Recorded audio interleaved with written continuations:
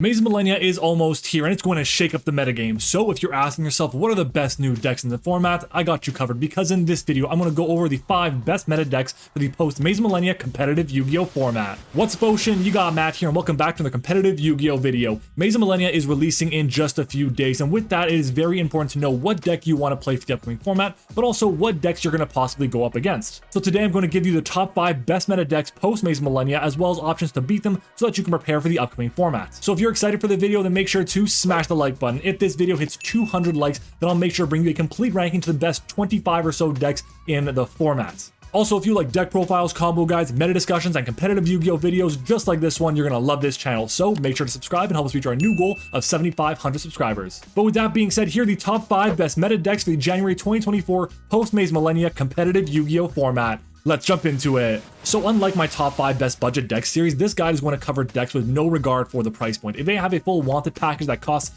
$450 plus 2 to 3 copies of SP Little Knights, that's how it is. This is going to cover a deck if you were to be able to play online or with no budget. Also, if you want an in-depth guide on how to beat each of the individual decks I talk about, just go to the top right corner of the screen where the cards are when I start talking about the decks, and there'll be a guide on how to beat each of those strategies. But anyway, starting off the list at number 5 is going to be Vanquish Soul. Now, some of you might be surprised to see Vanquish Soul here in the top 5, and honestly, when I was preparing this list, there were 3 other options I had that could have made it at this number 5 slot, but I chose Vanquish Soul for a few reasons. Firstly, it has an amazing resource generation game. Getting access to Raisin is so good for what the strategy tries to do because it can get you to any other Vanquish Soul card or get you to Jiaolong, which can in turn get you to any other Vanquish Soul cards. And don't forget about Heavy Borger as well, which once per turn you just reveal a dark monster and draw a card for free. The tag out effects this deck has are also incredibly powerful, even though they can only be activated in the main phase, and the reason for that is because it helps you dodge targeted effect negation, which is really strong in the format today. The deck also has a ton of ways to disrupt their opponent, whether it's going to be with Raisin and Pantera to destroy monsters and back rows in the column, or with something like Caesar Valius, which can non-target destroy a card on the field, which is insanely strong. While the deck's engine is pretty strong, it does have some issues with consistency, which is one of the biggest weaknesses of the strategy, but that is mitigated by its ability to play a ton of non-engine, and the reason why you play that non-engine is because you want to be able to activate the effects of your Vanquish Soul monsters. So you're going to see a ton of play from Fire, Earth, and Dark attributed monsters, including the most common being Ash Blossom, Ghost Bell, DD Crow, and yes, of course, Dimension Shifter. Honestly, the deck's ability to play Dimension Shifter is one of the reasons I decided to put it so high up on this list above the other options. Dimension Shifter is still one of the most oppressive cards in Yu-Gi-Oh today, being so good against some top strategies like Fire King, Mannadium, Labrynth, Orchist, and more. The deck is also able to OTK out of nowhere thanks to Heavy Borger and Caesar Valius. The combined attack set of these two cards is 5,500. When you pair that with having an Earth and a Fire in hand for Borger's effect to do burn damage, you can use that once in the main phase or end phase of your turn, and then again in your opponent's drop phase to be able to win the game and do over 8,000 damage. One of the best ways to beat this deck is with non-targeting forms of removal. Think of cards like Evenly Matched or Triple Tactics Talents. Even cards like Dark Hole are pretty good, assuming they don't have Snow Devil set phase down. It's also really important to play in the draw, standby, battle phase, and end phase because they can't activate the tag out effects of their Vanquish Soul monsters, which, keep in mind, is one of the best ways they have to avoid disruption. The deck itself is very strong, but the biggest reason why it's on the list itself is because of the flexibility the strategy has and all the non-engine the deck can play, which is so good to have in a format that's as diverse as this one is right now. If you want a more in-depth guide on how to beat Vanquish Soul, then check out the video I made on that. That video is up here in the cards. At number 4, we have Mannadium. This is the premier combo deck of the format, and there are a ton of different ways to play it. You can play it as a traditional synchro spam deck or as a way to link climb to a ton of different strategies with something like the Sinful Spoils engine. Even the non-engine in the strategy can vary quite significantly from hand traps to board breakers. The deck itself has a really good matchup against a lot of different strategies in the format, especially when going first because it can play through so many different hand traps right now. Nibiru doesn't always beat it since most of the time they can get access to a Barone on their 5th summon or before that. Cards like Ash Blossom, Imperm, and Valor just aren't impactful enough in the format today against Mannadium specifically, which means they can just set up their entire board through it, and at the best case, you can turn on their Triple Tactics Talents, which means they can rip another card out of your hand. In reality, Droll and Lockbird is the best hand trap against this strategy, but honestly, a lot of builds right now are finding ways around Droll and Lockbird at least a little bit.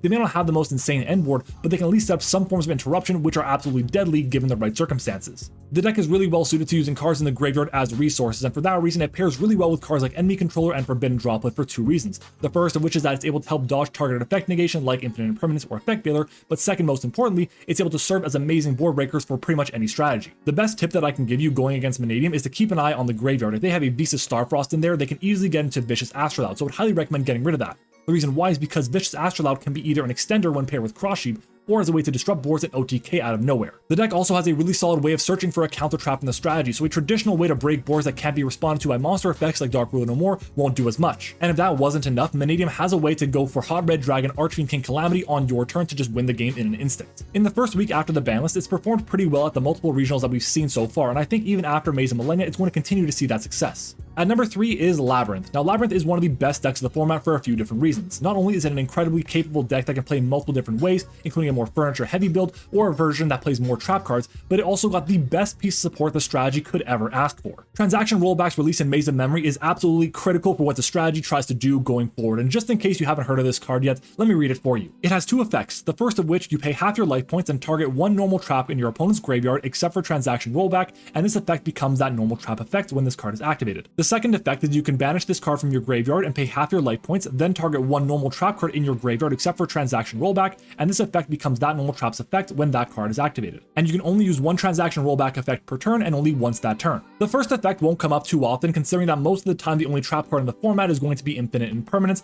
or all the trap cards in the format right now are all more archetype specific.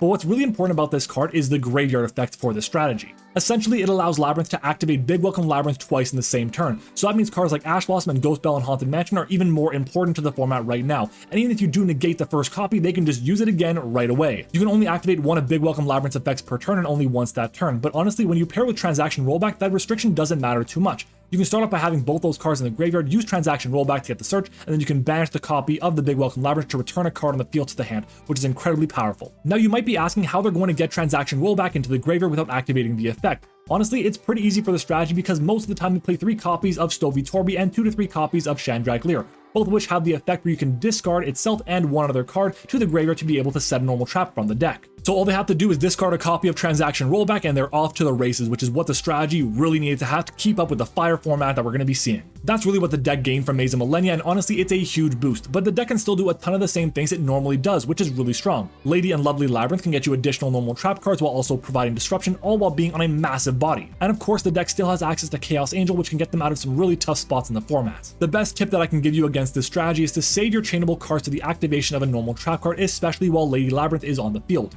The reason why you want to do that is because if they activate a normal trap card, Lady Labrynth can just set another one directly from the deck, which is really important. And of course, make sure to save your Ash Blossoms and Ghost Bells for the effects of the Big Welcome Labrynth, the Welcome Labrynth, and now the Transaction Rollback.